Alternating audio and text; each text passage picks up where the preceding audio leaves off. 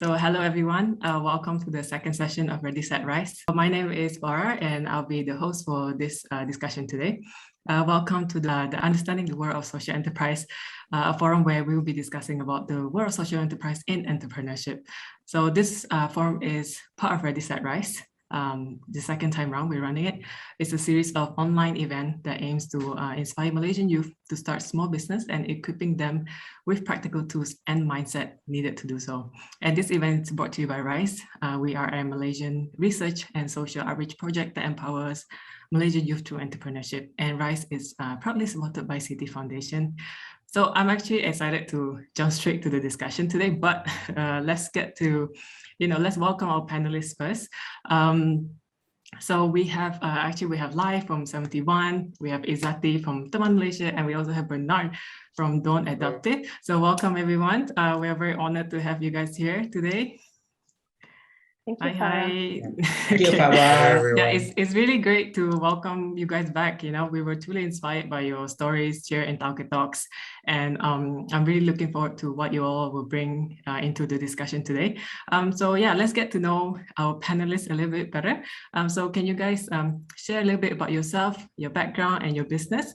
We will start with Lai, followed by Izzati, and then Bernard. So Lai, please take it away. Sure. Hi, everybody. I'm Lai from 71. Now, basically, 71 started in 2016, and we are an accredited social enterprise where we provide training, vocational training, and employment space for disabled teens. So at the moment, we have 22 beneficiaries at our centers in Setia Alam. They are basically teens aged 17 to 27, 28. And then they are basically having the disability in terms of their autism, their Down syndrome, and they have cerebral palsy difficulties. And then we have 2 to 3 slow learners. So at our center, we train them how to have better employment skill, living in community skills, so that they be able to be independent, and then so that they can get job outside, hopefully, and then they can be independent and they can be sustainable. All right. And our beneficiaries, we focus from 2 communities. One are the B40 income communities, and the other one is the single parentage. So we are looking for these 2 communities that having disabled teens, so that we want to give an impact to them. Yeah. Back to you, Farah. Oh, thank you. Thank you for the introduction. And how about you, Izzati? All right. Hi, everyone. Thank you for coming today. So I'm Izzati Nasir. I'm one of the co-founders of Teman Malaysia. So Teman Malaysia provides care companionship for elderly by connecting them with the Temanian who provide them companionship to do their daily activities, going to hospital appointments, grocery shoppings, and many more. So we connect them with our Temanians who are Malaysians, who are youth. So the main purpose of Teman Malaysia is to cater for Malaysia as an aging nation, where our elderly numbers are increasing year by year. In just less than 10 years time, Malaysia is going to be an aging nation, where 15% of the whole population is going to be above 60 years old. So we are in the hope of preparing to assist all these elderly in the years to come. So our Temanians are also local Malaysians, so we hope to provide job opportunities to our platform as well. So I'm actually a dietitian by background, but now I'm venturing into entrepreneurship, especially social entrepreneurship, because I can see how this concept would able to contribute and help a lot more people. So yeah, that's all from me. Yeah, thank you, Izzati. Bernard? Yeah, hi everyone, Bernard here. So, okay, just a little bit about me and my company here. So I'm from one of the co-founders of Dawn Adaptive. And so Dawn Adaptive is actually an adaptive clothing brand. We create apparel clothing. So many people are not familiar with the word adaptive clothing especially. So just to explain a little bit, it's basically clothing that is specially modified to make it easier for you to wear. So this is our targets, especially for PWDs, people with disabilities, senior citizens, or even the infirm, those like injured themselves and they're struggling to put on their clothes. So this is what we mainly focus on Dawn Adaptive, and we create apparels to make their life easier, and we every each of our products, there's some kind of inclusivity in it. It's not just like your normal average product. So yeah, and then a little bit about myself is so I'm 24 years old this year, and I started into the world of business, I guess, through my first startup, which was a modeling agency for people with disabilities. So from early on itself, I knew that I wanted to work around people with disabilities and make a change. So yeah, that's how me and my partner, we started Dawn Adaptive. Yeah, thank you. Wow.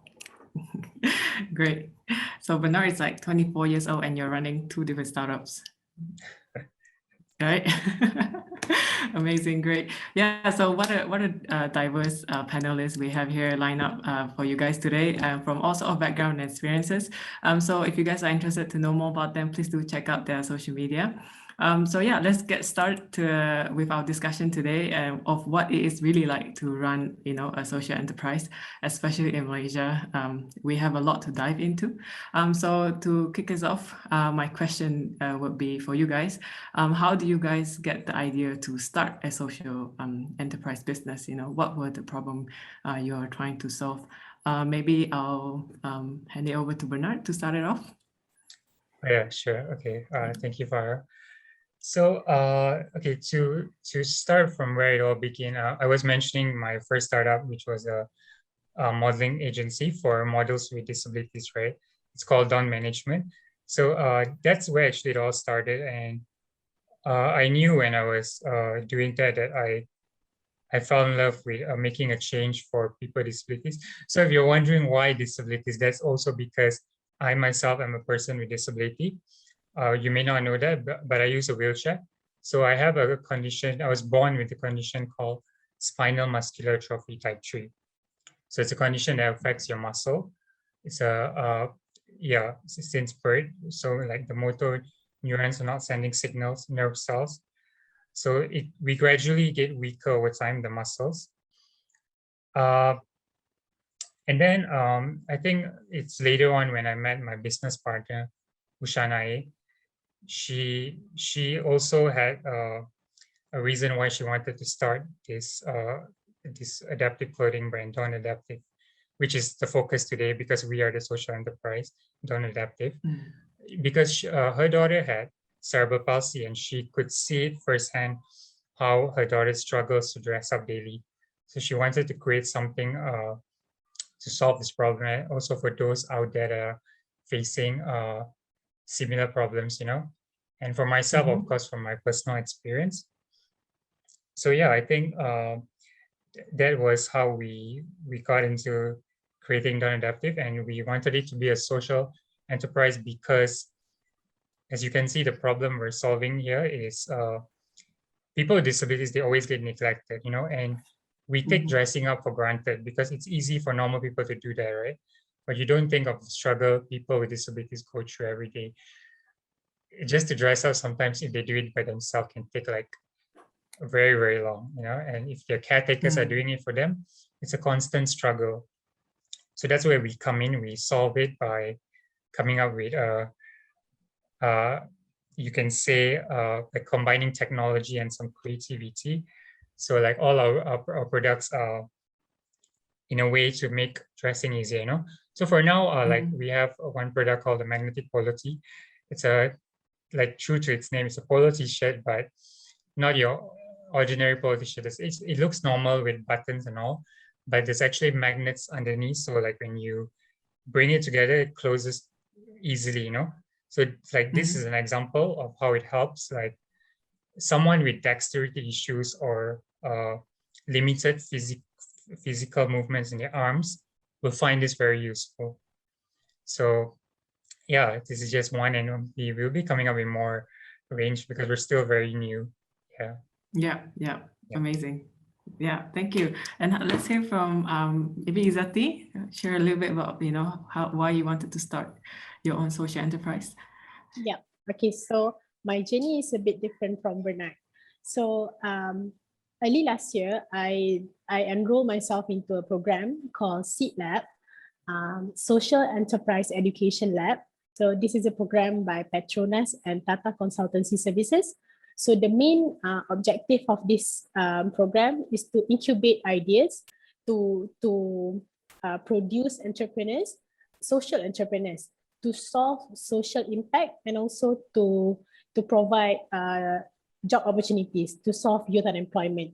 So with that two goals in mind, so the participants of the program did not know each other.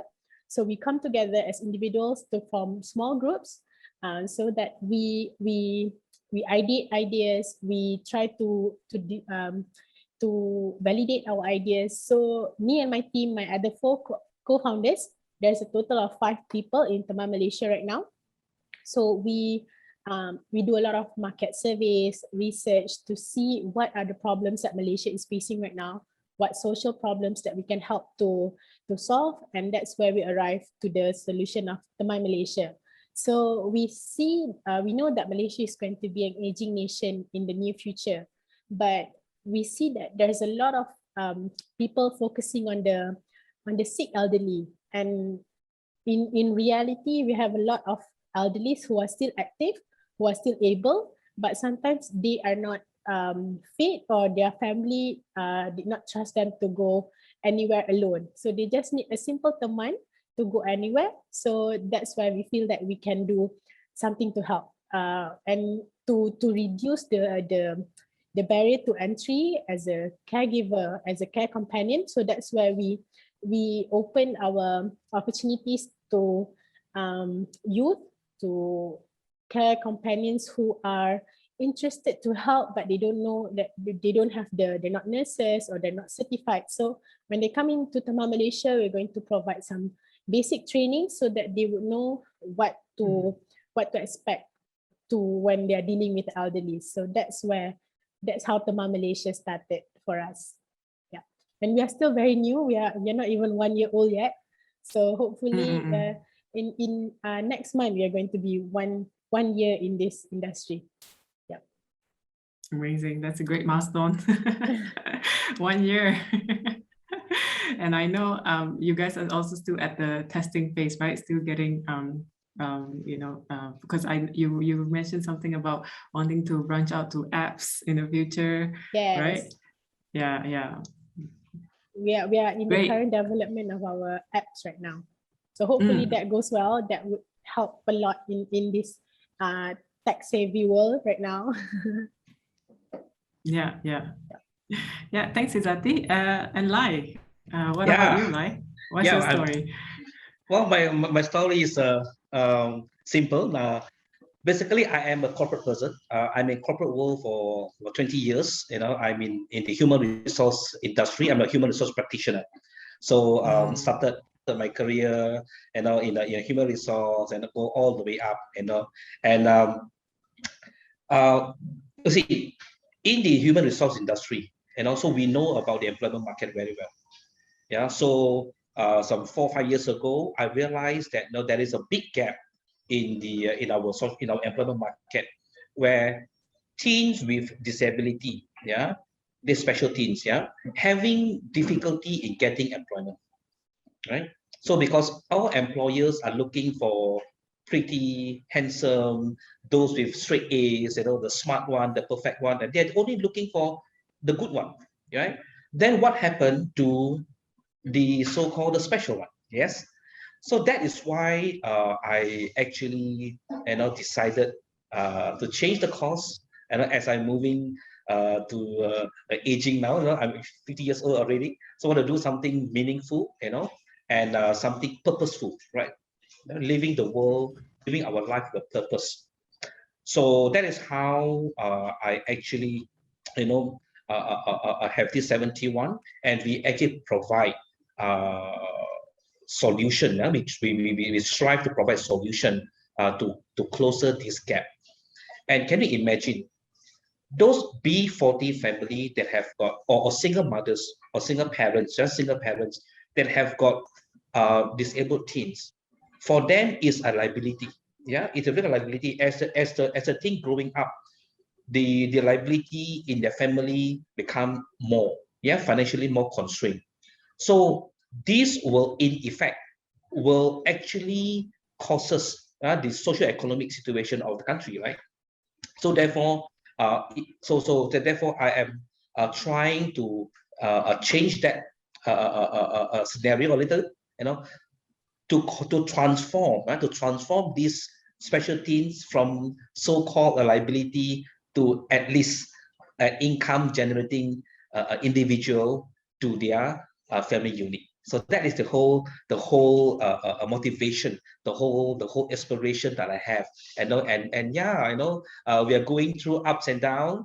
I am also very involved in environmental. I'm the council member for Malaysian Nature Society. I fight for environmental deforestation. We do a lot of all these things, and so we have environmental impact that's under my MNS, and then on my social and community under 71. So we try to make changes to people surrounding us. It's not easy, so later I will share with you our journey more. I'm quite sure Bernard and Izzati we together, we will share our experience, up and down. And thank God that we are here today, getting stronger, yeah. Yes, definitely. And I think, I mean, I think, I mean, social enterprise is I would say it's a buzzword lah, right? When people say, "Oh, I'm a how to be a social enterprise." But maybe like any of you guys would like to help me or help the audience to define what is a social enterprise and how is it different from just being an entrepreneur? Maybe, yeah. Maybe Lai, would you like to? Yeah, I think put it this way, social entrepreneurship has been a big word, as you say, in fact, it is two words to become one: social and entrepreneurship. So many of us, in fact, most of us know what is entrepreneurship. It is a business that is profit oriented, right? And social business is no different. It is a business profit oriented, but now we add the social element, right? So this social element means we want to do something positive, some impact positive. We want, be it environment, be it social, community, and stuff like that. Yeah.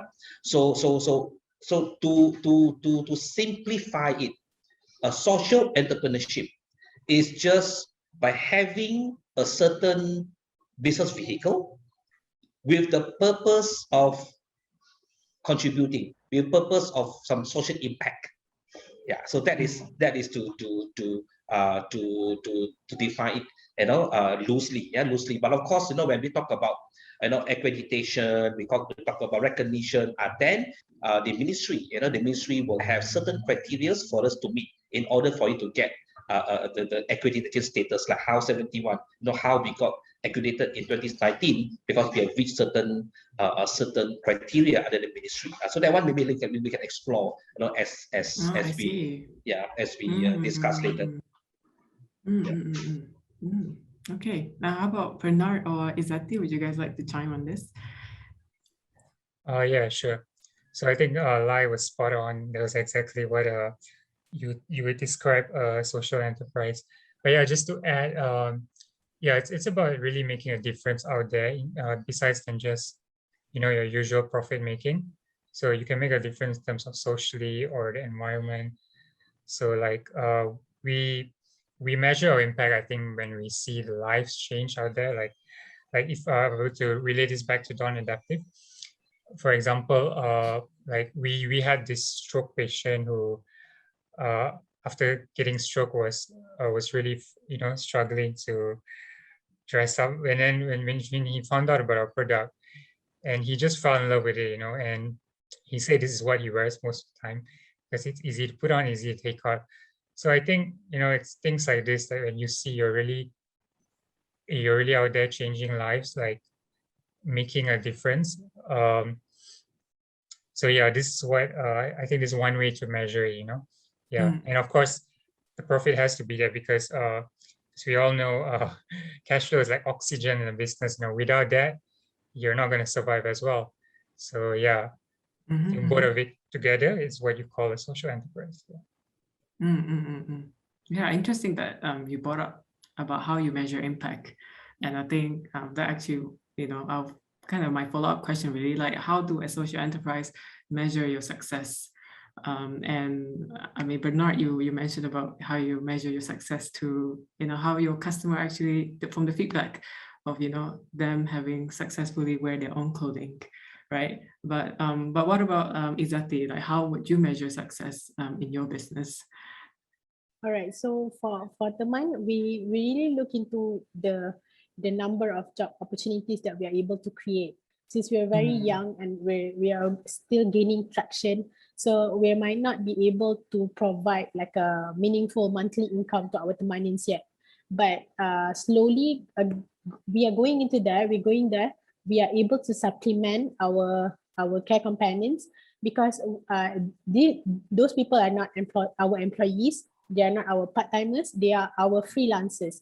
So this group of people are able to curate their own income based on their free time, especially in this very challenging time. A lot of people are looking for ways how to maximize their income. So Teman, we try to look at that in terms of how many jobs are we able to give to our Temanins right now. And apart from that is I think the feedbacks from our customers, knowing that they come to us, starting with a health appointment, and they are starting to look into other possible activities that they might need our service to do. So we feel that we empower these elderlies to go outside their comfort zone, to be active again, to be doing things they love. So those are some of the impacts that we try to create. Like how awesome it is to kill two birds with one stone. You get to do business, you get to help people, you people enjoy your company doing things that they love. So I think that's what the most fulfilling part of doing a social enterprise for me. And I think Lai also, because you also provide vocational trainings, right? So would you also share a little bit how would you measure your success being running this business for 4 years? Yeah. So basically, I think I want to share it from my heart. I look at it from two perspectives. One is the quantitative, and the other one is the qualitative. Yeah. The quantitative is, of course, our intention is that that every one of our beneficiaries will get at least 1,002 income. That being the minimum wage of Malaysia, right? So far, we have managed to, out of the 22 that we have managed to actually basically place 3 of them outside, employment. They're getting 1,003, 1,004 at the moment, and then internally, every one of them will get paid every hour 5 to 10 ringgit. Every one of them, that when they come to our center here to be trained, and we pay them. And we have also managed to absorb at least 4 of them now with 1,002 salaries. But that is the quantitative, right? But the qualitative one is what? What is more really, really the measure of success for me is the hope that we create. It's an opportunity that we create to these families and then to these kids. Let me share with you one for me, it's very heart-touching a scenario. I have one single mother who have got 2 a child. One the elder brother and the younger brother. Yeah, the elder brother is with us for about 2 years plus already, and the younger brother is a school going. So for the past 1 year, suddenly the government says that school all closed, and then school starts online. And this B40 single mother find it very difficult. Oh my God, school online, how? Yeah. So you need all the laptop, the computers, all the accessories, right? So do you know that it is the hard-earned money of the elder brother who are supposed to be special? Yeah. If they are 2-3 months working with us, his income managed to buy a simple laptop for the younger brother to attend a classes school online. So that, I think, is really a success for me. So creating hope, creating that kind of harapan, all right, for the mothers, because you see, the mothers, when they born this baby, they want the baby to be so successful that one day when they move on, the baby can grow up and then they can be an individual by themselves. Yeah, isn't it? Yeah.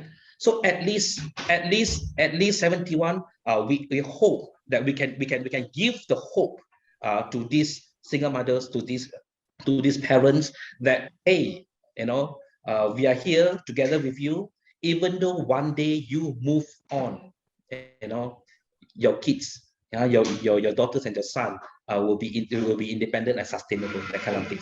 So I think that is something that for me, a measure of success. Yeah, if I can really do that, so that will be successful for us. Yeah. Wow, I think like three of you really pointed out about how the rewarding aspect of being a social entrepreneur. I mean, I'm not saying you won't get it like if you're not being a social entrepreneur, but I think the rewarding feeling is different just because the way you measure success is also different, not based on just for profit itself. I mean, like Bernard also say, like, profit is like oxygen, right? You need it. I mean, if you don't earn enough, how can you guys keep going and keep making an impact, right? But yeah, I think with that also comes challenges. So I'm actually curious to kind of like dive in also the challenging aspect of what you guys face or maybe are still facing as a social entrepreneurs. So what are the common challenges that face as a social enterprise? I mean, in a social enterprise, maybe, I mean, I see Lai is smiling. it's maybe Lai, you want to start first? Well, I think smiling and be happy is the best medicine that any social entrepreneur should have. Because if you dwell yourself in problems, gosh, the challenges become so tormenting, right? So yes, I think challenges, anything negative, positive, are both also challenges. Let me share with you the actual journey that we face, right? One, we are so aspiring to reach out to wider beneficiaries. We want to go to the community. We want to help more. Then we realize the first challenge is, they said, come. I want to be part of 71. But I'm staying at location A, but you are at location B. How can I travel there? Yes. Practical challenge, isn't it? Right? Good intention, everything is there already, but there is real practical challenge that this group of people just unable to come to you. Yes, that's one. Two, as you grow down to the community, to the grassroots, as you mix around, you will see more and more challenges. The beneficiary is so wide, is so many, they're huge of them, right? The second good challenge is how to choose which are the family, which are the category, which are the segment that we want to have, because we also have got limitation, right? We only have 2 centers here. We can accept how many this group of people. We only have this much of resources. We only have this many manpower. But we have beneficiary community out there, so many. So again, the challenges, right? So, but it's a good challenge, isn't it? It's a good challenge, right? So therefore, I think social entrepreneurship is very challenging and exciting at the same time, because as we are doing something so meaningful and purposeful, we have to make sure that we are sustainable in terms of resources, in terms of salary. Yeah, if you want to hire someone to help you to run the center, you got to make sure that someone share the same passion with you, because you won't be able to pay that someone 5,000-6,000 ringgit, right? Because that is your income of the month. Yeah. So and then you have product, And then you got to make sure that your product is acceptable by the market so that the market can buy your product and then you get some income. So you have all these financial challenges for us to remain sustainable. All right. And guess what? Many social entrepreneurship are not businessmen. All right. They are not accountant. You know, they can be like Izzati, she's a dietitian, right? Right. So sometimes we also have got not enough experience in running our business. Yes, because we are not CFO, we are not CEO, we are not a very well business educated or stuff like that. So that is also a challenge. Yeah. So we have all these challenges, yes, but I think all these challenges are applicable to us as social entrepreneurs. They're equally same challenges with any other business. So for me, there's no different, and there's no different. Even students want to go for exam, also a challenge. Like how to memorize the whole book, right? So that's no challenge. It's like us, how we want to make sure that we are sustainable from month to month. We also have that challenge, but the beauty is every challenges that we face, whether we like it or not, they will have solution. So that's the beauty of being purposeful. The solution is always there. Yeah. But it's up to you. Yeah, it's right? up to us to choose which solution for our challenge. So and we move on. Like so it's life is so beautiful, isn't it?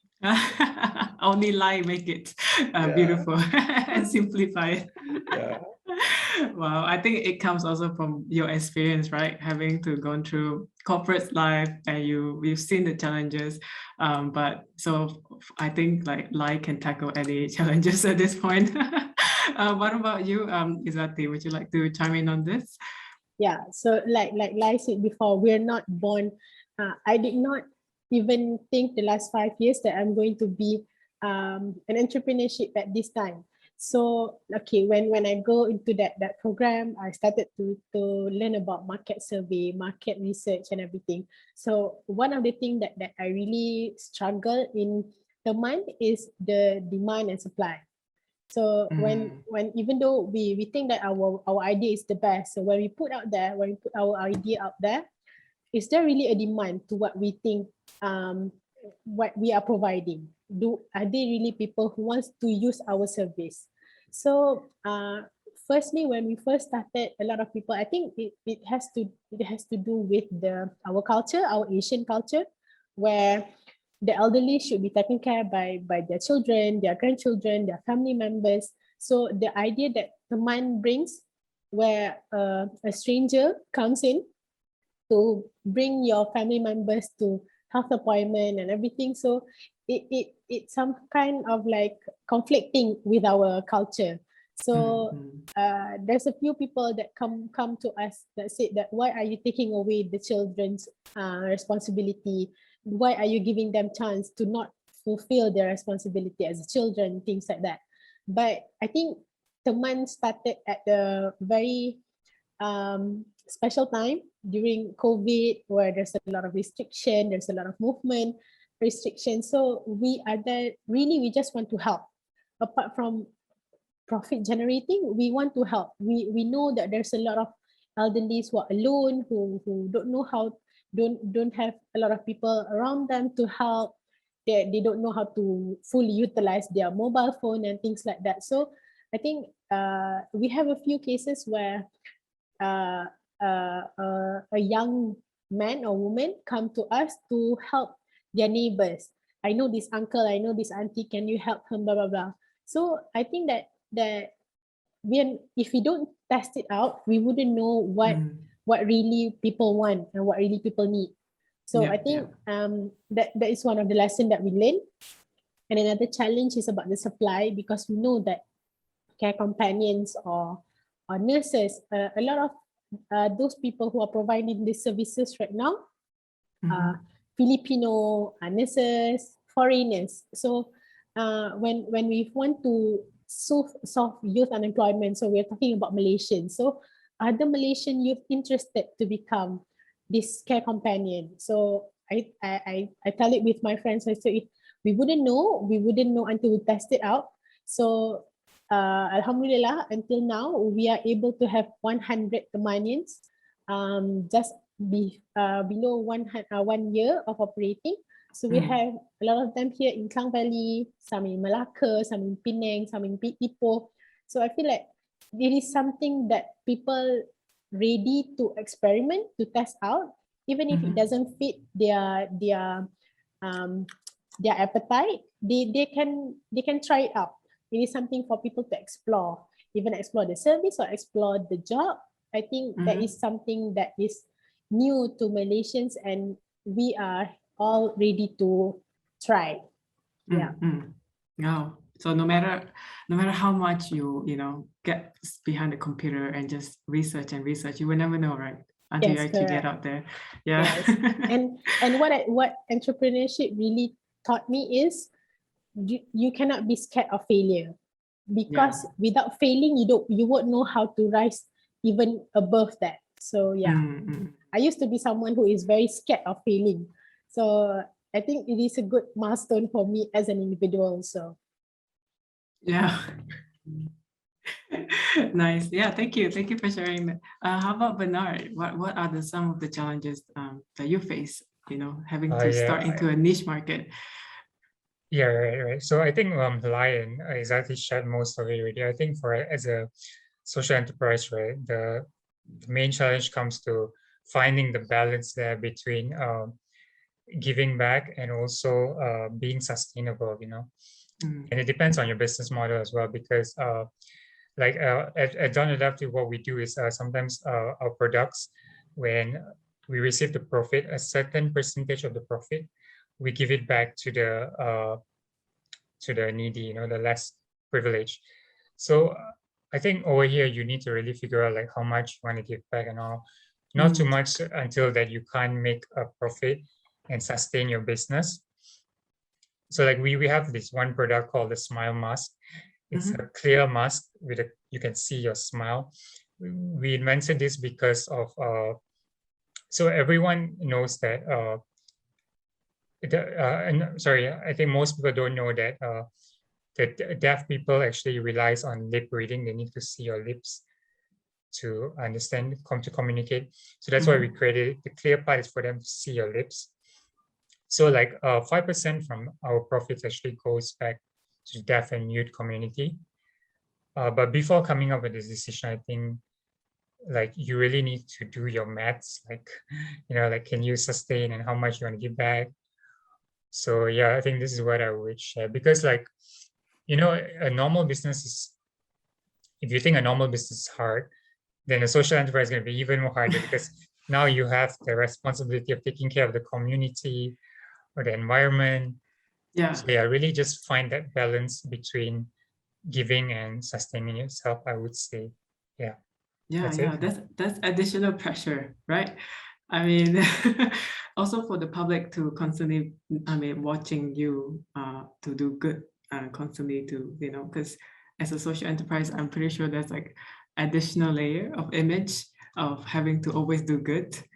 And I can imagine that itself is the biggest challenge, right? Yeah, I can see that Izzati's on. Yeah, Izzati, were you gonna say something? Yeah, people really look into that SE name as a very huge. It's a very high benchmark, I would say. Like to be calling yourself an SE is not simply putting a badge on your shirt. Because like said before, the accreditation, the beneficiaries, all the impact measure, it is not easy. And once you say that you're an SE, people would like almost automatically, who are your beneficiaries? How much impact are you doing? So it's very the pressure is big, but I think like said before also, it's a good challenge. When you go into this path, it is something that you really have to work hard for. There's no off days. Your mind is constantly thinking of how to do it. So I think it's good. Like it keeps your life purposeful. And I just want to say that I really love Don Adaptive transparent mask, because like since lockdown, a lot of my lipstick, my makeup is expired, right? So now I can use it without having to worry. Oh, people can just see my lipstick and everything. So I love that idea, Bernard. Okay, multi-purpose, yeah. Yeah. It's for all. Because Yeah. you know that whenever you want to take picture, like social distancing, you are smiling in your mask, but you know that you are only smiling with your eyes. So like so frustrating, you know. The first thing that you notice about people is their smile, their mouth. So that really helps in this lockdown period. Yeah. I mean, that just proven how, you know, Dawn Adaptive is really inclusive for everyone, right?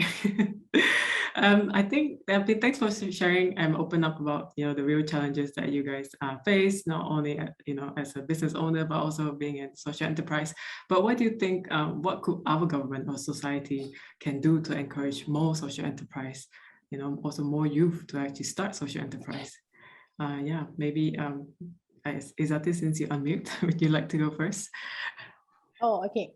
So I think our government has been doing a lot also, like MEDAC, and they've been providing a lot of trainings, a lot of support, a lot of like they try to put it out, social entrepreneurship, and like a lot of people are more familiar to it right now.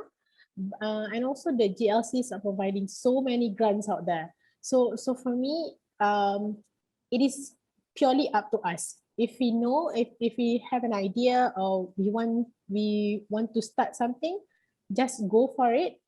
If you try to find the resources to do it, inshallah you'll find it. And if it's not a matter of people giving it to you, it's more of you finding it for yourself.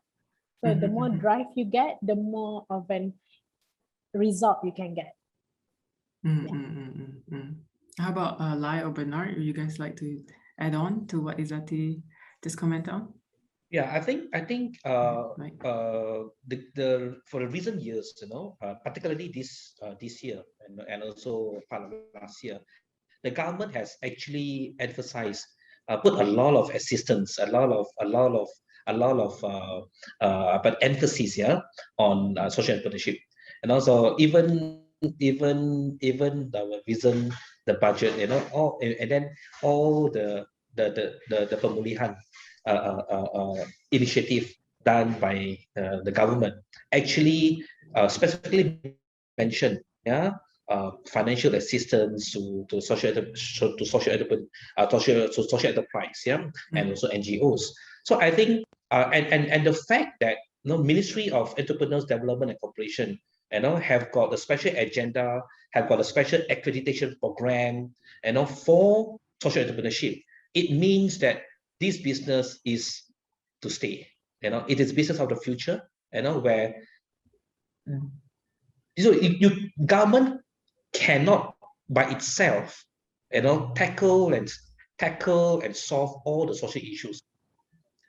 Government needs people like you and I, right? People like the fresh graduates who come out into the market to become an entrepreneurs and to do something good, correct? With some social agendas. Yeah. So I think it is I have to say that the emphasis given to social entrepreneurship is so much.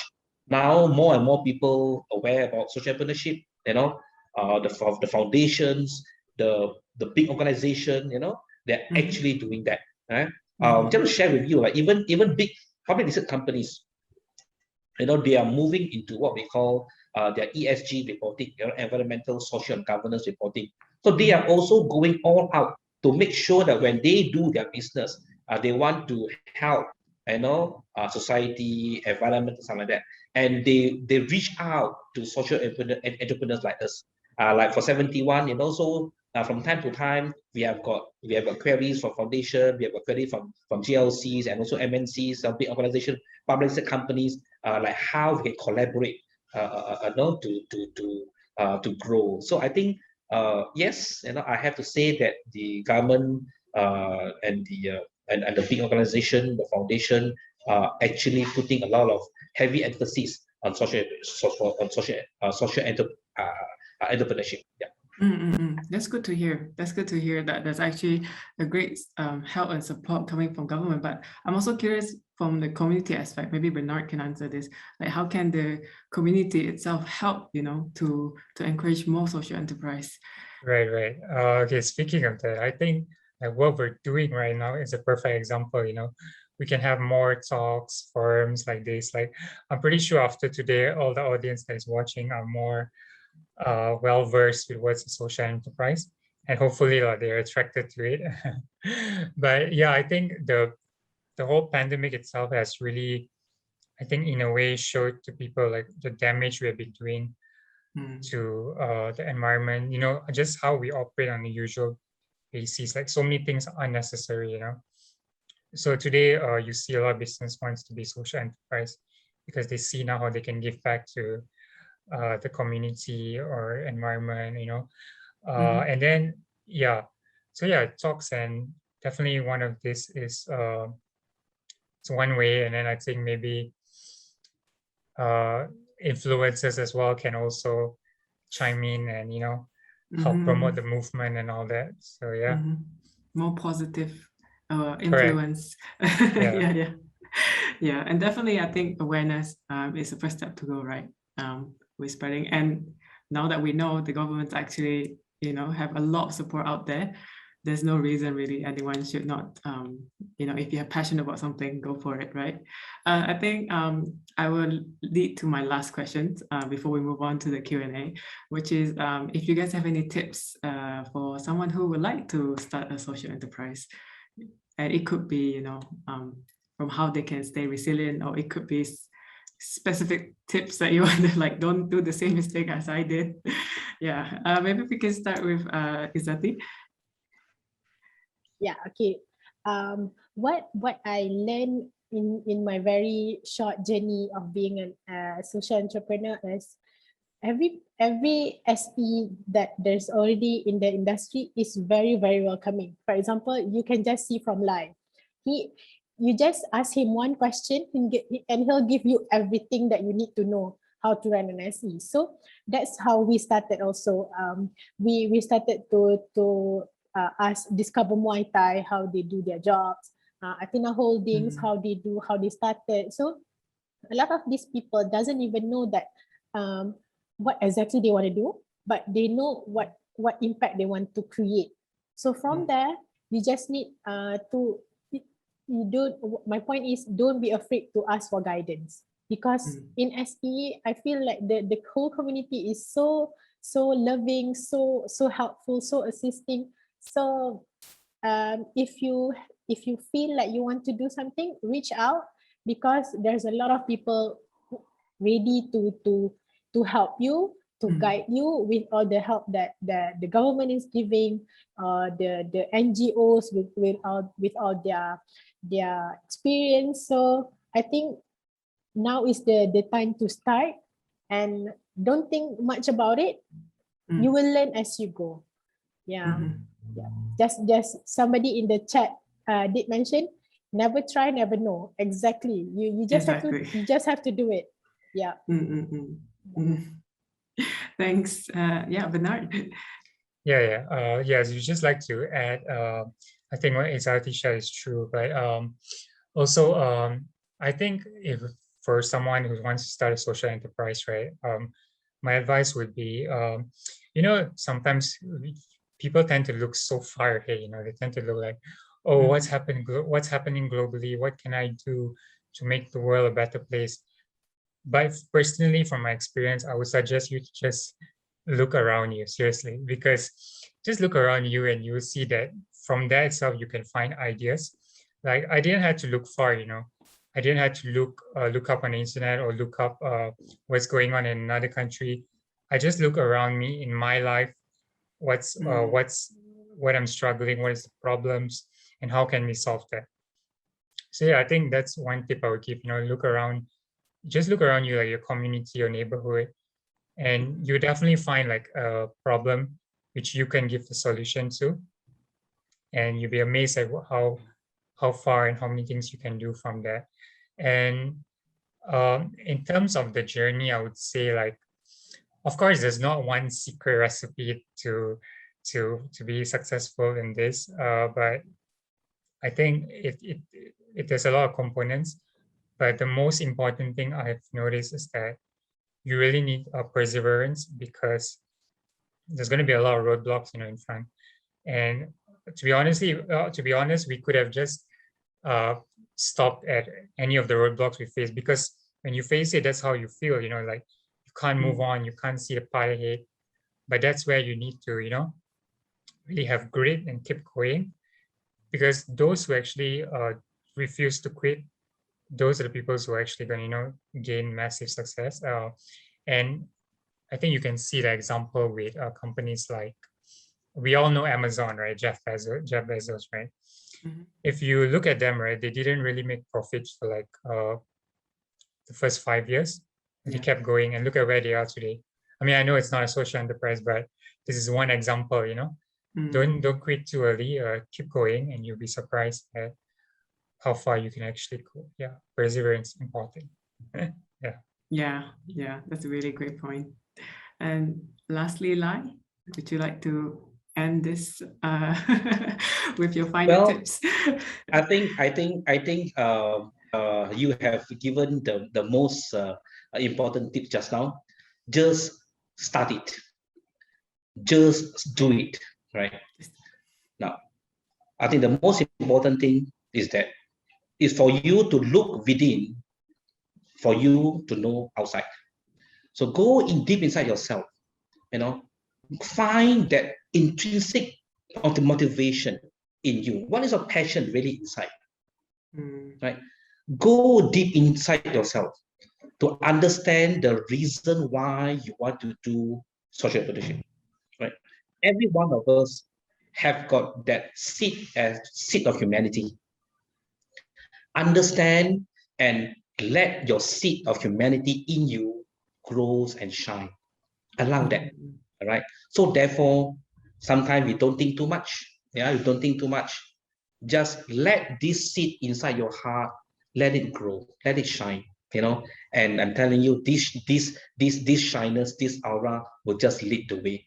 And guess what? It's no harm to do good things.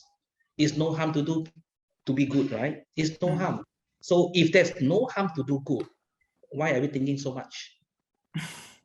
Yes, no, it's really, that's how 71 is founded, from month to month, day to days, and year to years, and challenges around, so much challenges that we face. We have teas. If I can guarantee you, if I do a survey here, maybe more than 60% of your audience today never heard of our tea, curry turmeric tea. So we have 9 types of local herbs, right? Where we convert it into our tea. How many of you have drank curry turmeric tea, right?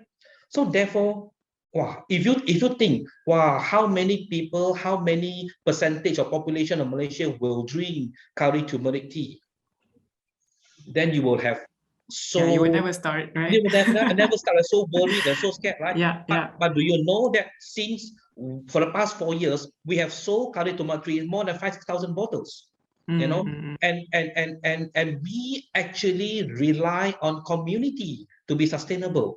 Our products, we are not the great products, not a 5-star product, but the community is supporting us, and we are doing things good, right? So therefore, I think just have faith, continue to do good, and then let your seed of humanity in you grow and shine, and this light will show the way. Just do it and just start it. Yeah, that's beautifully put together, like. Farah, I like to add in a little bit. Like Bernard said just now, look around yourself.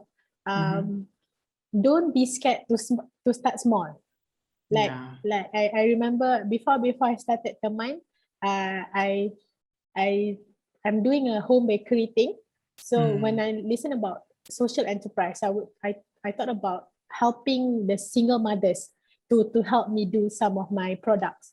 So I know I cannot start with like 50 people, 10 people. So my target is just to get 2 single mothers in my neighborhood, the same taman, just to help me to do some brownies. They would do the promotion and things like that. So they will get their own income. It's just a matter of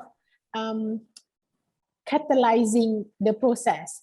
Like everyone have their own potential. They just need someone to switch it on for them. So don't worry, don't worry to start small. Yes, we do have our target, we do have our KPI, but if we don't start, we don't know where we can arrive. Yeah, well, yeah, there you have it. You all have a potential. It's just up to you to actually make it happen. And yeah, I think that's beautifully put together. Thank you everyone for sharing your word of inspiration. And I think that's actually a wrap for the discussions. And I really enjoy the insight that you guys share about social enterprise. But we will now move on to the Q&A, because I think the audience have a few questions to ask, and we actually received a few for pre-submitted questions. So I will just start first with the first question. The question is, what is the best way to validate a business idea driven by passion with demand and also problem with the market? Maybe I'll let Bernard have this one. Yeah, sure. All right. Yeah. Thank you for, that's an interesting question. Okay, because I think, right, when someone wants to introduce a new product or service, right, they're too obsessed with the idea of getting it perfect. And we all know perfection is like just an illusion. It doesn't exist. So there's a few ways to go through this. First is you can actually release a MVP. If you know, it's called a minimum viable product. That means you test it out in the market. Because as entrepreneurs, right, you usually think your idea is the greatest of them all. But when you go out there into reality, you see that sometimes it doesn't work, or sometimes you face like unseen challenges, you know? So it's always best to go out there and test it. You can come up with like a product with basic features first before you come in with the full features. Or you don't even have to go live yet. You can actually just like, if let's say it's a recipe or something, you can just start by giving your family or your friends to taste it. Get their inputs first, because if you say it's so delicious, that doesn't really mean it's delicious. Others have to agree with it as well. So same goes to product and services. Others have to agree with it. So yeah, test it out first. Don't worry about getting it perfect. Along the way, I believe you can always get better at it, you know? And the important thing is to, you know, like just start. You don't start now, then you're probably never going to start. Yeah. Don't worry about being perfect. Yeah, and start small. I think we'll go back to our previous conversation, right? Yeah. At any Izati or Lai, would you guys have like to add something to this question? Yeah, I think for validation, right? Like for us, you know, what we did was we actually looked into our beneficiary, you know. So ask yourself this: you need to have a goal. Yeah, what is your business goal? What is the impact goal that you want to achieve? Set that first. Then you go down to the grassroots area, and you go down to the community that your business goal want to solve. Go and appreciate really what are the size, what are the depth and the width of this beneficiary. All right, what are the problems that they face? Then be realistic. Whether is their problems something that you be able to handle? Yes, meaning the solution, your solution have practical. And as what you said just now, you know, once you have a solution already, then you test it. You know, whether the community accept it or not. You know, that kind of things. Yeah. For example, you know, I just give you one example. You know, in this kampong, you know, they have transport problems. So if you go in there and say, okay, good, you know, I can do something. You know, I want to make sure that, you know, we have a Ferrari here. So every B40 have got a Ferrari car, and we work towards that so that everybody get a Ferrari car. But hello, the kampong, you don't have a Ferrari car, the road also not suitable for Ferrari car, you know what I mean? So therefore, I think we have to be very practical by going down to understand whether our solution is practical and effective to solve the issue, right?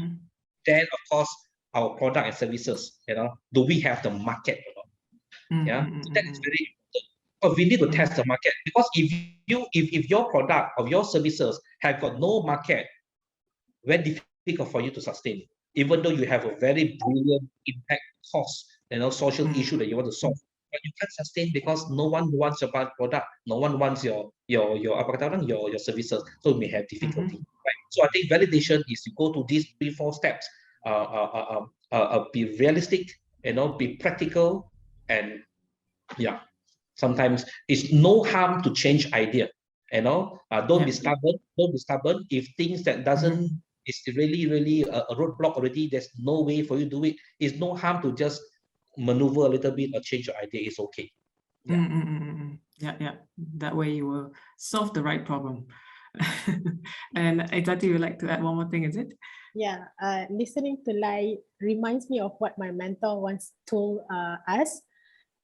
In SE, you can never shot sendiri, You can never feel like, okay, my idea is the best, people are going to love it, whatever people say, I'm not going to change my idea. No, because we are doing this for the people. If the people say no, then we have to pivot. We have to change our idea. We have to fit to the demand. So there's no harm in trying, because in the end, these people are the one that we want to help, that is going to benefit from our services. So keep that in mind. Jangan shot sendiri. And don't fall in love with your idea too early, right? Yes. because the idea for me is very dynamic. It is never a one complete solid thing. It's always changing, because we are always looking for ways to improve our ideas, our services, our products, so that we can be better. We are always the better version of ourselves yesterday, right? So yeah, the same goes for our businesses as well. Nice. Okay. Thank you. We actually have a question just came in the Q&A. It's a bit technical, I think. So this person is asking, what are the minimum criteria needed for social enterprise accreditation in Malaysia? And actually it's quite long, let me read the whole thing. How would you identify the beneficiary, and do they have to be NGO or movement already set up, or it can be any group which can get the social impact? As if I were passionate in education and youth entrepreneurship, can my beneficiary be to aid education for a group of students from rural school, as an example? Who would like to answer this? Right. Maybe I can just share a little. Okay. Share a little that I know. Now, the latest criteria to become a social enterprise. In fact, to be a social enterprise is easy, right? Anyone can just set up a warung, fried curry puff, and then either you hire an OKU helping you, you're already doing a social entrepreneurship. You're already a social enterprise, right? So, but if you want to become an accredited, then that is the under the purview of accreditation, right? And in Malaysia, the Ministry of Entrepreneurs Development and Cooperative was given the empowerment to manage these accreditation standards, yeah. So the criteria is this: one, you need to be a legal entity, right? So you need to have a legal entity. So legal entity here means what? It can be, you can be a public listed company. You can be a foundation. You can be an NGO. You can be a cerebral heart. Yeah, you can be a LLP, limited liability partnership.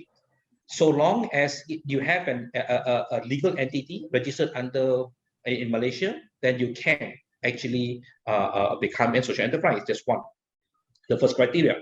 The second criteria is you need to have what we call a significant social impact, right? So when I say significant social impact means what?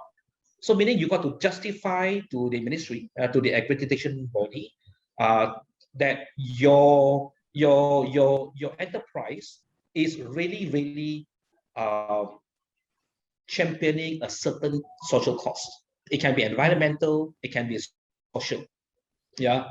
So example, 50% of your income, you channel it to benefit your beneficiary, or 50% of your manpower basically consists of your beneficiary. So that kind of, so it shows significance. It got to be significant.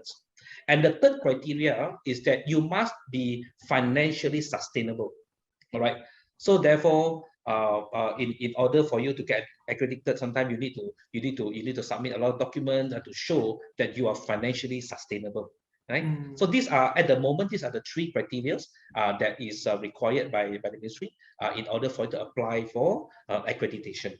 So any one of you here want to can always apply. Go apply to it. You can apply through to the ministry itself. Or you can get some advice from MAGIC, Malaysian Innovation and Creativity Center. All right, approach them, and then they will be able to guide you and how you want to go into this this path of accreditation. Yeah.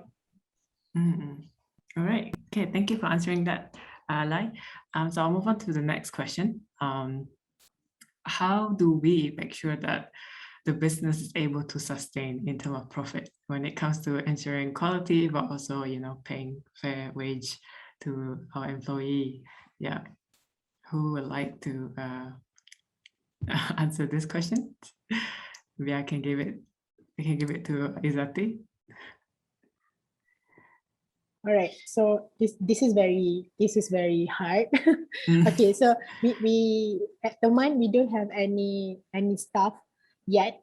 So we as a co-founders, we work hard to get our KPI, to get our target, so that we get the bare minimum so that we can get the business running. What matters most to us is our beneficiary, our temanins. So we always work hard to ensure that there are services coming in so that these people will get their weekly pay on time and things like that. But for the co-founders ourselves right now, it's really we are working. The passion is what drives us. So because we are fairly young, I don't think that I can talk much about maintaining a fair wage. So I think, Lai, maybe you have more experience in this. Yeah. Right. So I think maybe I can share. Now, running a social enterprise is the same like running a profitable organization. You need to make sure that your social enterprise is profitable, right? So the way how we run our social enterprise is that at least 68% of our income we actually benefited directly to our beneficiaries. We got 22 now, right? 22 of them are our employees. Every one of them together with the single moms and also the disabled teens. Now we are very active in marketing. We are our products. We go for e-commerce. We have our website. We have Facebook marketing. We have Shopee. We have Lazada. We do a lot of things to promote our business, just like any normal organization. Our products, we do a lot of product quality. We got to make sure that our products diversification, our product quality, our product is acceptable to the market, and we sell our product. To make sure that they are good. Our packaging, make sure that they are good.